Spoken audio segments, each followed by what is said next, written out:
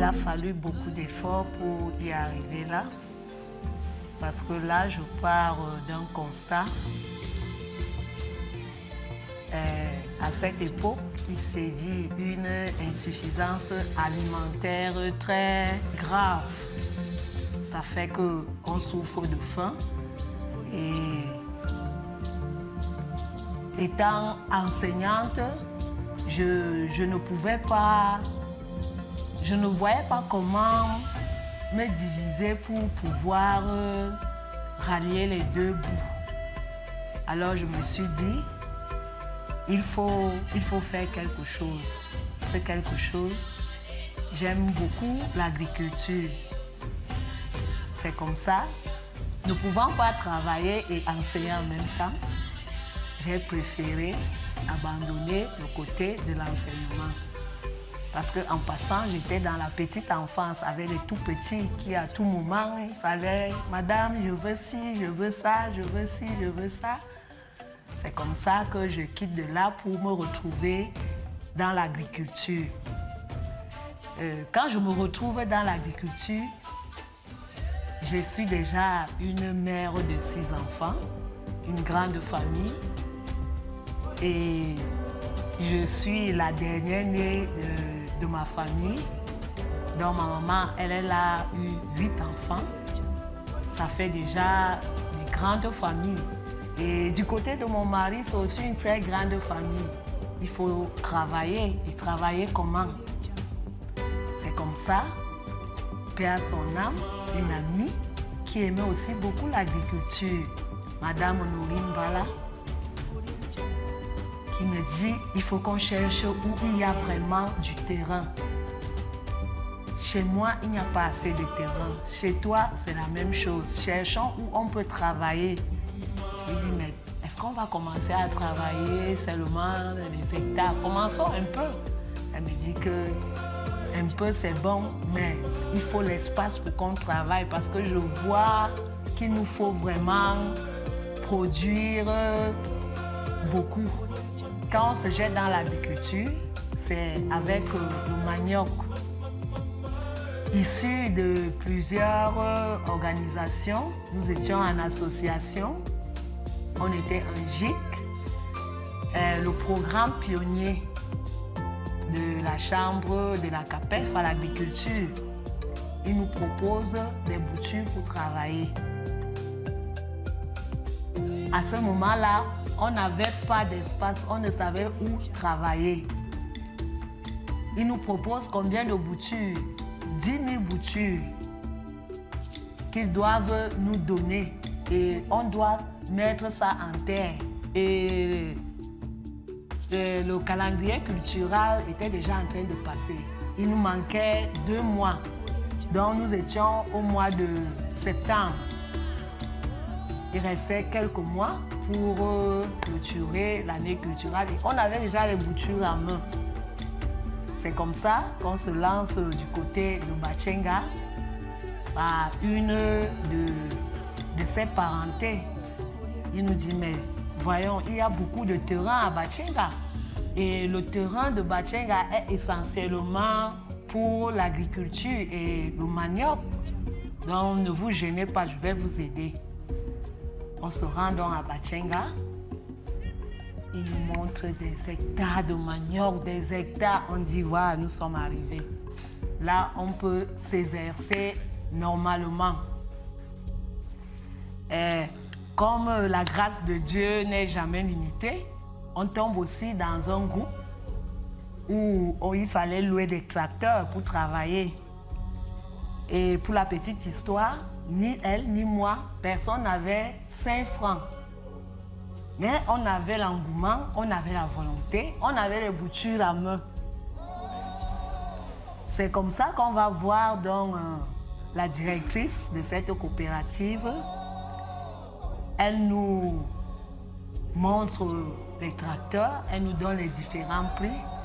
On lui dit, ben, voyons, nous sommes là, on a un problème sous la main, il faut nous aider.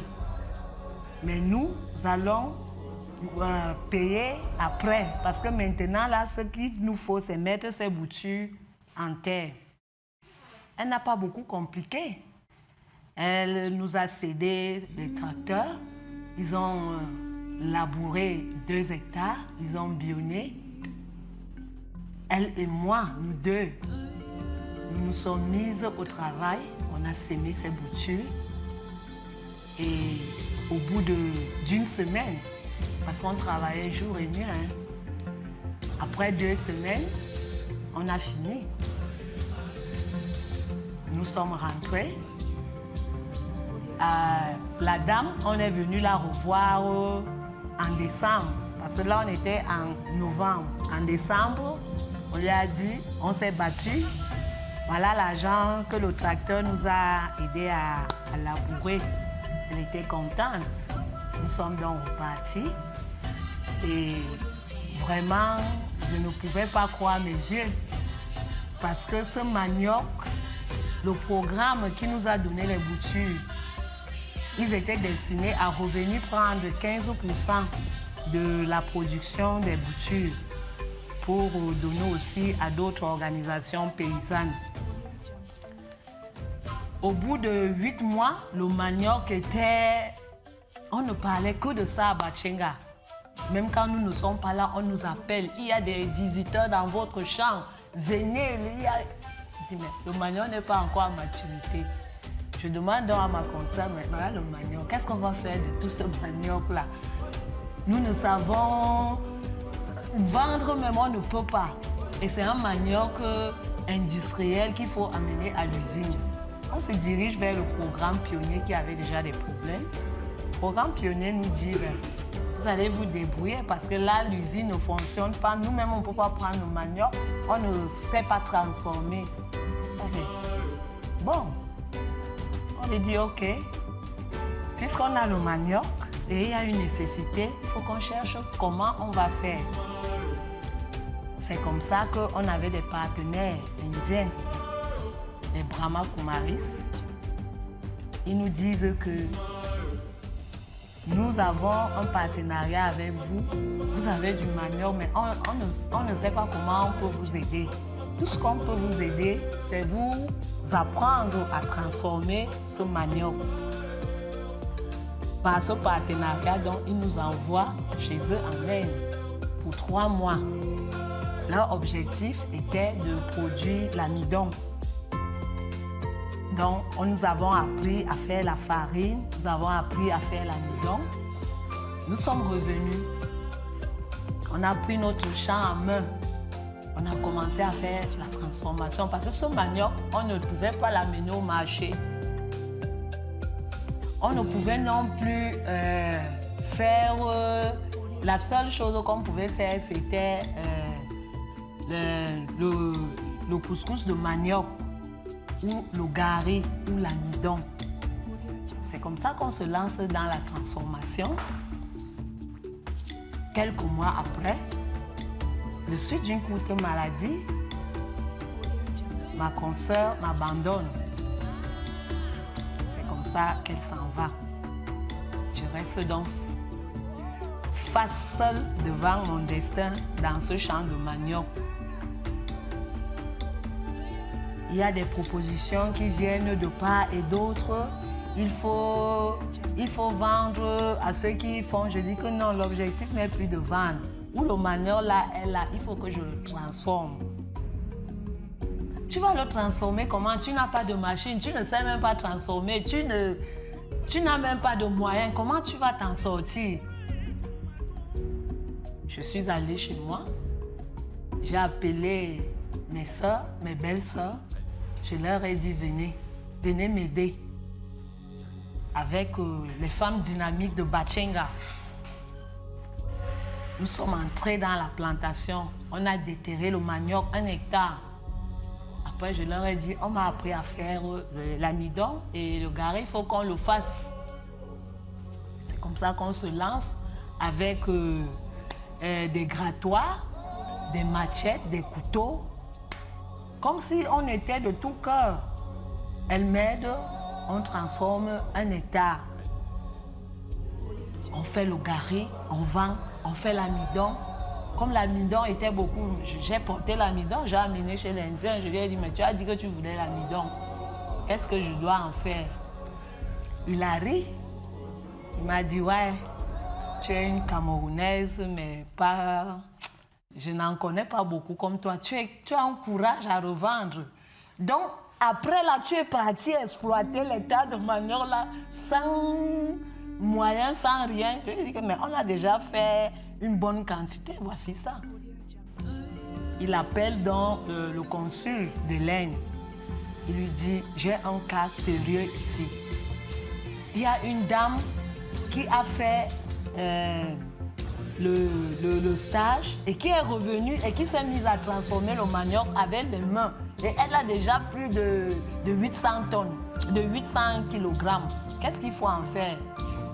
Il lui dit, ok, c'est ce que nous voulons parce que nous avons besoin de beaucoup d'amidon et elle seule ne peut rien faire. Je veux l'aider dans ce sens qu'on va mettre une usine en place, comme elle sait déjà produire le manioc et elle peut le transformer. Comme ça, elle va travailler dans cette usine et on va nous envoyer l'amidon. Bon, l'usine a commencé, on a manigancé, c'est monté, c'est descendu, c'est fermé. Nous avons pu exploiter donc ces hectares de manioc. On s'est mis à les transformer, comme je vous dis là. Et le deuxième hectare, j'étais déjà fatiguée de faire l'amidon, de faire le gari et la farine. Bon, je proposais aux boulangeries, je proposais aux blanchisseurs l'amidon. Ils achetaient. C'est comme ça que je me dis que mais je ne dois pas me limiter là. Lors de notre séminaire, quand on va en séminaire, j'arrive, je trouve des dames qui font... la première dame que j'ai trouvée en train de faire le whisky, c'était un séminaire à Evodoula. C'est comme ça donc que je la côtoie en cause. Elle me dit que c'est faisable. Mais il faut beaucoup de manioc. Je lui dis qu'il n'y a pas de problème. En passant, je ne laisse pas la production. Avec les mêmes boutures, je remets encore les boutures qui vont à 5 hectares et je me lance donc dans la transformation. Partant donc de cet amidon et de cette farine, chose surprenante, tout ce que j'essaye, quand je dors, je me lève, je dis que bon, j'ai vu le pain là. Ma farine, elle peut faire les beignets, elle peut faire les gâteaux. Est-ce qu'on peut aussi essayer? Tout ce que j'essaye donne merveilleusement bien. C'est comme ça que je sors les produits. Je sors les produits en série, en dénombrant. Et j'arrive au dernier produit qui est phare, que je ne vois personne d'autre qui le fait encore, qui est le yaourt de manioc. Et tous ces produits aident beaucoup, ça sert, ça alimente beaucoup de gens. Et je partage cela avec mes sœurs en leur offrant aussi des formations comme on me les a données gratuitement. Je leur donne aussi. Et une fois par mois, j'organise des formations et au choix, elles disent ce qu'elles veulent apprendre, on leur apprend. Et c'est comme ça que à nos jours actuellement, j'ai déjà dans mon fichier 450 femmes que j'ai déjà formées. Et la formation m'aide aussi beaucoup parce que quand j'ai des commandes, à chaque fois que je veux me présenter quelque part, si c'est la farine, on me demande les tonnes. Si c'est le gari, c'est des tonnes. C'est ça qui m'amène à dire que ça, je ne peux pas. Sans machine, je ne peux pas. Avec mes soeurs, peut-être ça ira, puisque c'est avec des gens qu'on a commencé. On peut également remplir nos contrats. C'est comme ça donc que je les forme. Et quand j'ai des commandes, dans chaque zone, je forme les associations. Je leur demande toujours de se réunir. Et que si je t'ai formé en farine pâtissière, quand j'ai les commandes de farine pâtissière, moi-même j'ai ma production. Elles ont aussi leur production qu'on collecte et à la fin, même si c'est 2 tonnes, on parvient à satisfaire notre demande. Ce parcours, je ne le trouve plus difficile. Il est plutôt merveilleux parce que c'est comme si c'est Dieu qui mettait des gens au-devant de moi pour m'accompagner, pour m'amener, pour m'aider. Donc, à ce niveau, j'ai fait mon travail et c'est lui qui continue parce que je rencontre toujours des gens qui sont prêts à faire ci, à continuer dans ce domaine, à aller dans tel autre, grâce aux produits que je fais et aux merveilles qu'ils apportent aux gens. Je ne peux plus me décourager puisque je sais que je suis sur la bonne voie et même quand je veux me décourager, il y a des gens qui sont là pour prendre le relais. J'ai à ma charge les stagiaires qui viennent chaque année, là c'est depuis 3 ans, qui viennent des écoles, il y a la FASA à Ebolova, qui viennent pour des formations de stages professionnels et qui vont servir de relais avec des femmes que je forme et tout le monde est impliqué, même mes enfants. Leurs études, ils les consacrent par rapport à cette entreprise que nous voulons voir tous émerger. J'ai toute une liste de produits dont ils sont à 35, ça veut dire je fais il y a la pâtisserie, il y a la distillerie et il y a la conservation. C'est dans ces catégories que je classe des produits dont je pars de la farine pâtissière jusqu'à l'alcool de manioc. Parce que quand tu passes d'un produit, peut-être pour arriver à un autre, beaucoup de gens me demandent mais comment tu réfléchis, comment tu parviens à sortir tant de produits. Je ne me lève pas pour sortir tous ces produits. Peut-être j'ai un objectif, je veux faire l'amidon.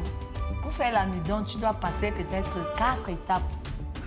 À ces 4 étapes, tu sors 3 produits. Moi, je les considère comme des produits et ils sont classés dans ma liste et ils font beaucoup de merveilles. Quand je veux faire les pâtes alimentaires, le spaghetti, pour arriver là, je pars de la farine pâtissière. Pour arriver aux pâtes alimentaires, je passe à une fermentation. C'est cette fermentation qui m'amène à réfléchir qu'en passant par là, je peux arriver au yaourt. C'est comme ça que les idées se multiplient, les produits sortent sans trop d'efforts. J'ai plusieurs produits que je n'ai pas désirés, je n'ai pas rêvé faire, mais tout seul, ils arrivent et avec un petit effort, je parviens à y mettre le paquet et avoir le produit.